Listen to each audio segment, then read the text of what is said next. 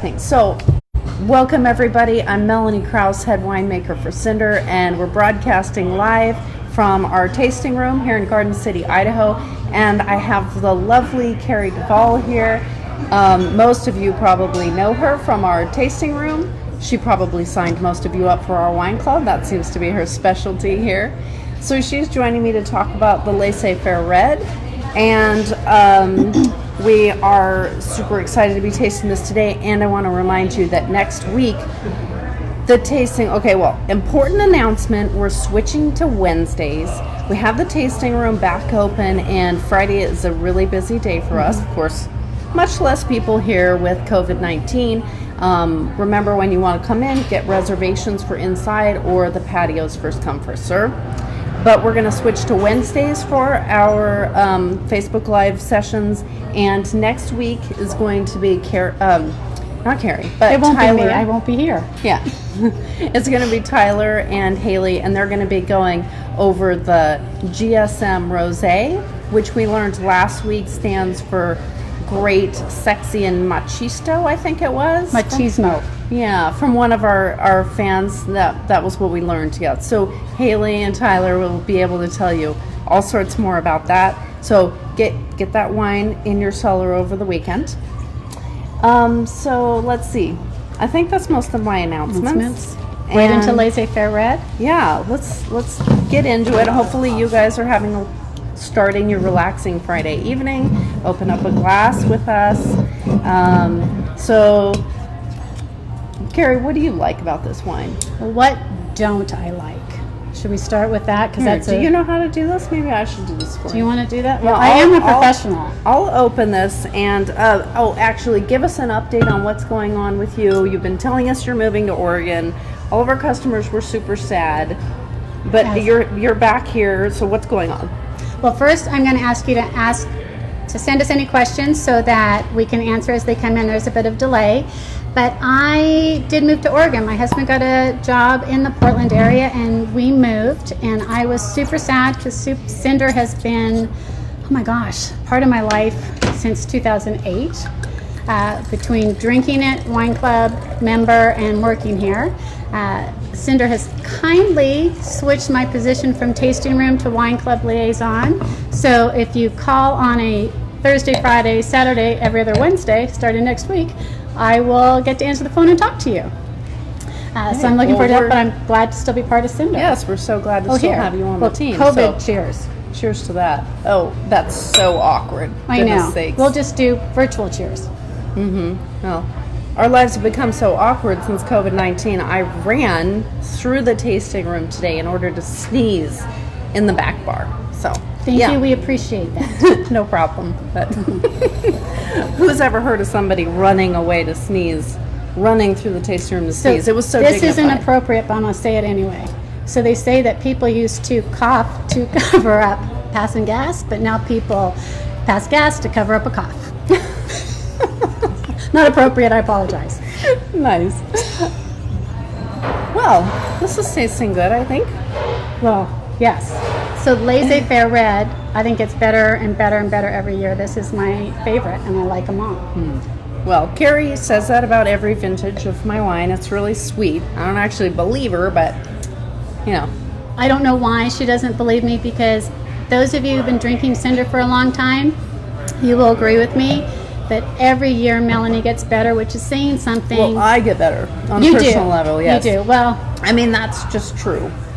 We did kind of talk later that I do like you better now than I did last year. So, I'm improving. You are improving improving with age, but you're also getting more beautiful. Thank you. But back to the wine. You think the wines are getting better every year? Every year. I think that's because I'm not your boss. I'm your boss's boss. Joe's your boss. I'm Joe's boss. So I'm your boss's boss. I think that's why you tell me that the wines are getting better every year. No, because I live in Oregon. I don't have to tell you that. Well, no, they are. That's true, but they are. And the Laissez Faire has a real special place in my heart. I think in a lot of Cinder wine drinkers love the Laissez Faire because it's such a go-to. Will you explain how you came up with the name Laissez Faire? Yeah, well, this is the wine I want you to enjoy any night of the week, and we make it in a really hands-off, sort of informal, almost rustic winemaking style. So Joe, with his 2 years of high school French, when we were formulating this idea, he was like, well, let's call it Laissez, Faire. I mean, just let it be hands-off in French. So I think it fits both the winemaking style and the drinking style for Laissez, Faire really well. Well, let's transition to the style then, because I want to ask you more about the story about how you came up with Laissez, Faire and the process, because I love that. But I know that it changes every year because of the different winemaker techniques that you have, more than the grapes you're using. So tell me, how does that keep your creativity up? Okay, well, that was a lot of questions I know, wrapped I'm in sorry. one there, but That's my specialty. I'll start with origin story on this wine. So I could probably talk for half an hour on the origin of this wine, because sometimes we collect an idea about a wine or a type of wine or a variety for years and years before it ever comes to fruition. And that's kind of what our small lot series is about. The small lot series, when we make one-off wines, sometimes we've been thinking about making a wine like that forever. So the port, for example, my team has been wanting to make a port for years and asking. We've been talking, we've been studying it, and then we finally made one a couple years ago. Of course, it's not ready yet because it's a port. It takes forever to get ready. But if you work here, you get to taste it every once in a while, and it's amazing already. yeah, that's one of the perks. It is a perk. But so to get back to the Laissez, Faire Red, the origin is long and complicated. But one of the funnest stories about it is that this is sort of modeled after a garage wine that a good friend of mine, Kevin Corliss, he's the head viticulturist in Washington for Chateau Ste. Michelle, my company that I started in the wine industry with. He makes a Sangiovese in his home, and I started. Okay, so going back a little bit, a couple years further, when I started in the wine industry, I didn't start on the winemaking side. I started on the viticulture side as a viticulture technician, which basically means that I rode around the vineyard collecting data for the vineyard managers, for the viticulturists, so that they could do their job, make all their decisions. So I was riding around on a four-wheeler, checking for bugs, looking at soil moistures, collecting all this stuff. And the viticulture staff at Ste. Michelle made garage wine together every year during harvest, which was super fun. And so my second winemaking experience was that. My first winemaking experience, that was when I was a kid smashing up grapes in my playhouse in my parents' yard. I love that. That's another story. Which I want to hear later. Yeah. So we were doing this garage wine with Ste. Michelle, and then I transitioned to being a professional winemaker, and also for Ste. Michelle, and then also for Cinder a few years later. And what I noticed was that the professional wines we were making, kind of our whole objective seemed to be to make wines richer, more powerful, bigger. But in my personal wine drinking style, there were a lot of times, especially midweek, when I gravitated towards much lighter styles of wine. So if I was in the wine shop, I might be heading for the $10 to $15 European table wine range. And or back to my friend Kevin, him and I have been trading wine all through these years, and his homemade Sangiovese had so much appeal to me. And so I was thinking about these ideas. Why do I like it? And there's a lot of things that we do different with Laissez, Faire Red than we do with our richer red wines, but a couple keys. One is, if you imagine that you're making your homemade wine, you're probably not going to spend $1,000 on a new barrel every single year.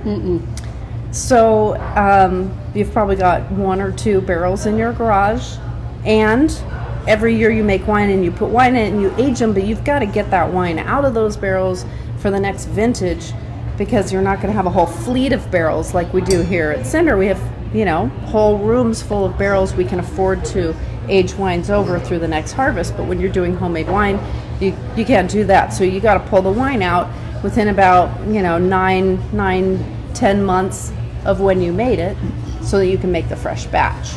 So not having a lot of new oak and then pulling the wines out early was one of the things I think that really lent itself to this lighter bodied, more drinkable style that I was noticing in my friend Kevin's wine, and then I was also noticing it in some of the European table wines. And so all of those ideas, they came together with the fact that the Williamson vineyards here out near Caldwell, they planted Sangiovese right as we were starting up Cinder, and they wanted to sell it to someone, and I was like, okay, well, this is probably a good opportunity for me to put these two ideas together, see if we can make this style of wine and if anybody will drink it. Which I think people are drinking it. What do you think? Yeah, it's kind of worked out. It is. Yeah, It is. it's like our second largest wine we make after Viognier. Mm-hmm. So, What's that wine again? Viognier? yeah, Viognier. So tell me though, I'm very curious, because what I found fascinating as you and I have been talking about this, because one of the things I love about the small lot, and what I've always explained when I'm with customers in the winery, is the small lot keeps your creativity up. Mm-hmm. But if you were just making the same thing all the time, it would still be good, and I think you would still improve. But I think one of the reasons you improve so much and your wines are so fantastic is that you work on keeping your creativity up. You don't just go with the flow, and so that's what I love about the small lot. But in talking about Laissez, Faire Red, it's similar in a way because you're changing the grapes a little bit, but it's more the winemaker style. So how do you decide which winemaker style each year you're going to do, and does that keep your creativity kind of flaring? Well, okay, so if we're comparing the small lot series where we make a different wine every year to the Laissez Faire Red where we try to make a consistent style every year, they're like two sides of the same coin in a way, or polar opposites. I'm not sure which one's the better analogy, but with the Laissez Faire Red, we're trying to create the same style no matter which varieties we're using and no matter what the vintage is, and so that's like a whole different type of creativity. If we have okay, so like in 2017 for example, we had a whole bunch of dieback here in Idaho because of some days in January that were like -15. So we had to go to Washington and source our grapes for Laissez Faire Red, and we had to use Mourvèdre, which had always been a small component of Laissez Faire Red, but all of a sudden we had to make it the major component of Laissez Faire Red. And so the challenge was then, okay, how do we continue with our objectives with Laissez Faire Red, that this be a lower in alcohol, lighter in body, higher in acid, fresh, slightly rustic wine, with totally different grape sourcing, totally different varieties. So that's kind of the fun there. Right, and then yeah. small lot series, of course, is basically Laissez Faire Red is like a small lot series that was so successful it became its own brand. That it started the way our small lot series do, which is that we have ideas about varieties or wine styles, and we think about them and we talk about them for years sometimes before we ever get the opportunity to make those wines. But this year, and then, this is every year. Yeah, Laissez Faire Red now is every year, and so now instead of it just being like a one-off, let's just see if it works, now it's okay, this is a distinct thing that has a life, that has, people have expectations about it. Now we have to try to some degree, make it the same every year. Do you think that, because I was thinking to myself, I work here, but I'm a consumer as well. And what I love about the Laissez Faire Red is it isn't a cookie cutter wine. It's not like going to the grocery store where you're buying a wine where it's a formula, and it's going to, because they want it to taste the same every year. I love that. I know the Laissez Faire Red every year is going to be different, because the 2017 is so vastly different from this one. I think the 18 is vastly different from the 19. But I know your grapes are different this year too. So how did you come up with the grape component this year? Was there less Mourvèdre, more Sangiovese? Because I know you used different grapes. Well, the 17 was kind of the anomaly of Laissez Faire Red, and all of our wines, 17 was a really wild year where we had about 70% of our grapes Wild died is nice, back by and the had way. to be regrown. You could use a different word than wild. I would say crappy, awful. Oh my gosh! And you did a fantastic job, despite a really tough Getting year. snow 20 days in a row. That was a tough year. That was crappy, yeah. But, well, so 17 in the Laissez Faire Red world, that was really different. And so tell me about this one, because I love this one. I mean, so the rest of the time, our Laissez Faire Red contracts, they're the same every year. But sometimes, okay, I mean, the thing about it is grapes don't just like behave how they're supposed to all the they're time. like children. Yeah, I mean, one year, one block of Cabernet will have great yields, and another year it'll have practically nothing. And, you know, they can swing from like 2 tons per acre to 5 tons per acre, just no problem. That happens all the time in all the blocks.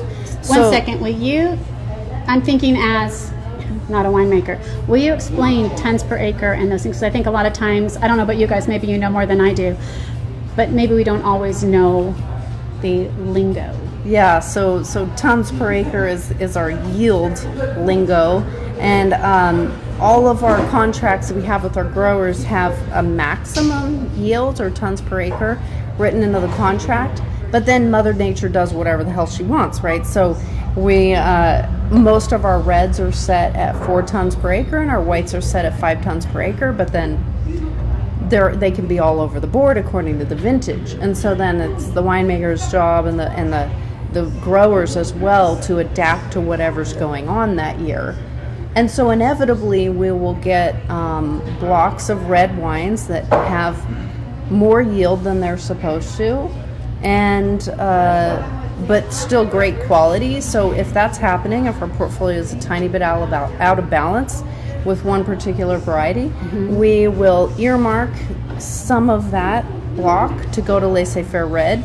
So we'll know that, okay, we're going to take 3 tons of this Cabernet and we're going to earmark it for Laissez Faire Red. And from the moment that we start picking it, including our decision about when we pick it, we will start to treat it differently to become Laissez Faire Red. So we're going to do a bunch of little decisions along the way to create this lighter bodied, easier drinking style rather than the super rich Cabernet that's going to end up in Valentina. Okay, so I'm driving you nuts, I'm sure, but it's okay. I'm listening to you and thinking, so how do you treat the grape differently? Are you picking it earlier? Are you picking it later? How are you treating it different? So if you're putting some Cabernet in the awesome Laissez Faire Red 2019, buy lots of it, how do you treat that different than if you're going to make that like that amazing reserve cab you made a few years ago that is sold out? I'm very sorry. How do you treat that differently? Okay, well, so we'll just do like a little comparison. Let's say we've got a little bit more of Cabernet than we should, and some of it we know we're gonna slate into Laissez Faire Red, even though it is Sangiovese based, but that's like 50%. And then there's the other 50%, and that changes quite a bit year to year. So if we're gonna take it to Laissez Faire Red, we will come in and we'll do one pick out of that block earlier, and then we'll leave some to get more mature.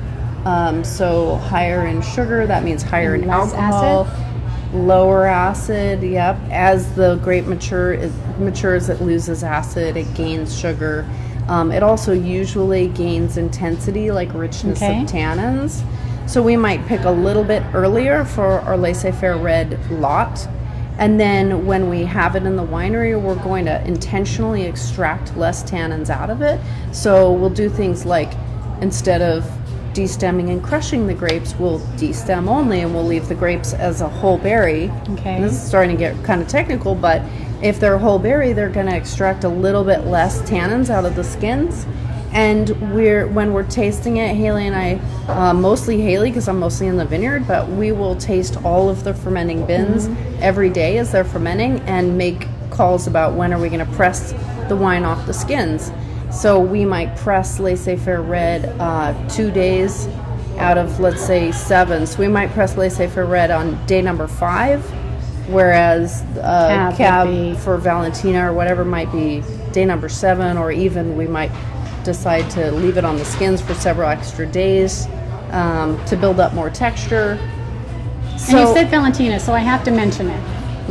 Go ahead. So those of you who are dying that you don't have any Valentina because you drank it all, just so you know, I have some in my cellar. Shouldn't rub that in, but I am. It will be out again for the next release. So yeah, late August. We'll have it again late August. late August. Yeah, exciting. So all the way along the way, we're making slight tweaks to how we make this wine to differentiate the style from our big cinder red wines. Which I really appreciate, because everyone, I've said this already too many times, I love every wine here. I love the big cinder reds. Oh my gosh, the Tinto Seco, the Malbec, the Syrah that just came out. I mean, they're just heaven. But this is such a nice, easy drinking, enjoyable. When I knew I was doing this with Melanie, when I came into Boise, I asked my parents what they thought.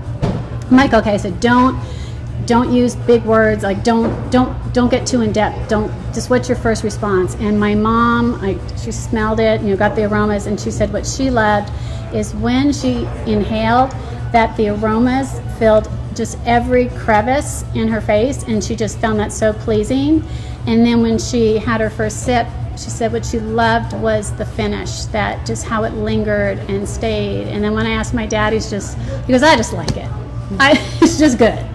And that's how I feel about it. It's just a nice, probably gonna drink too much on camera, and oh well.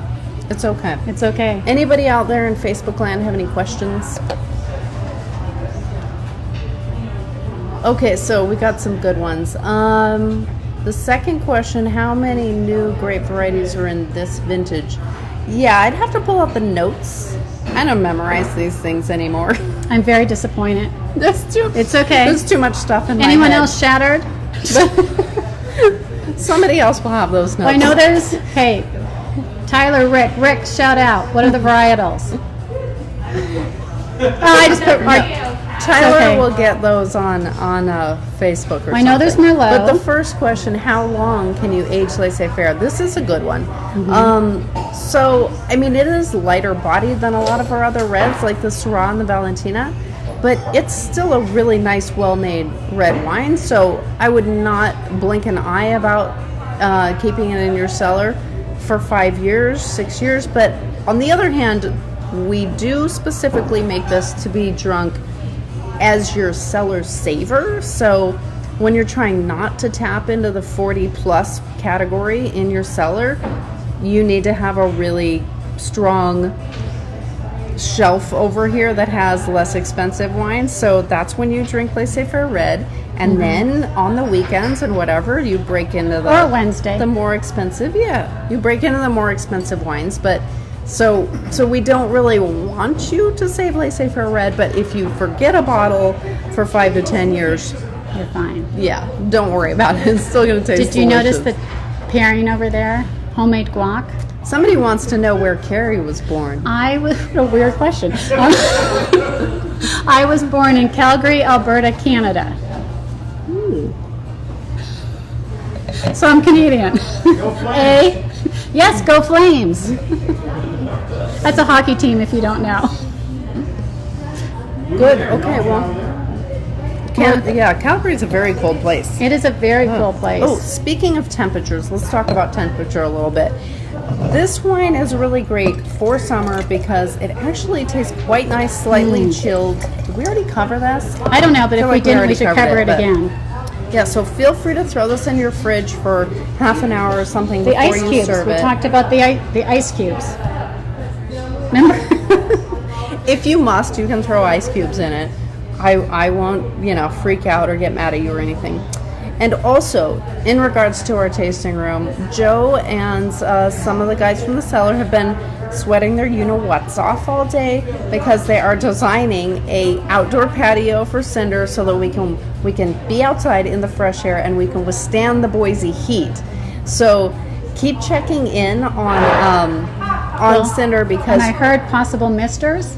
Yes, we're hoping to put up misters and some sail shades. So I don't want to give a time because I don't want to put too much Well, and Tyler told me on them, if you pay him extra and bring your own fan, he will stand out and fan you. He's shaking his head no, but it is a yes. It is Yeah. a yes. Should we tell the specials? Yeah, let's do the specials. Do you need your notes? I don't. I actually remember because they're awesome. So we have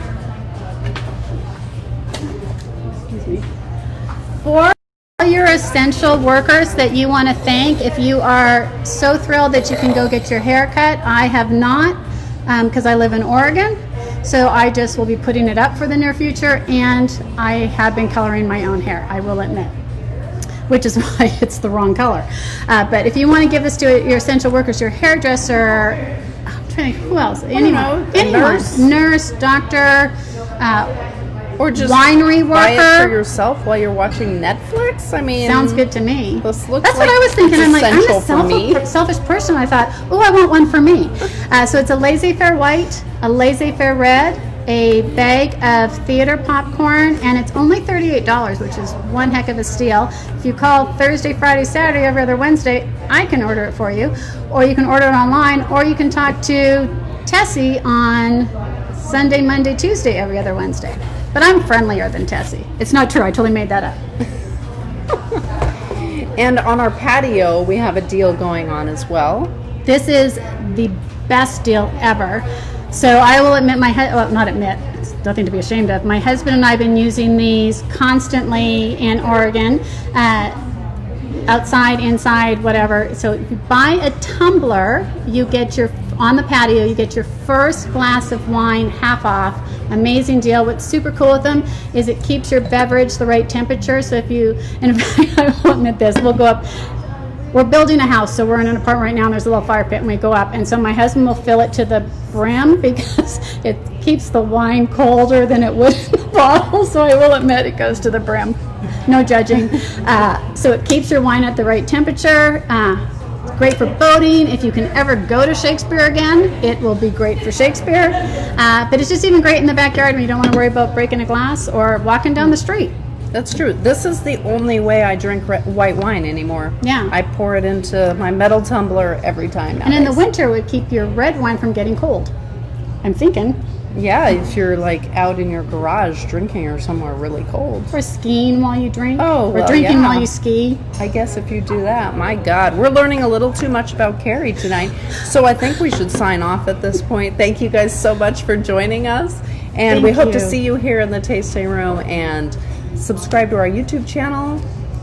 Tell your friends about these broadcasts. And don't forget, next week, Haley and Tyler talking about the awesome GSM Rosé. That's right. Okay, thanks, folks. Oh, cheers. Cheers.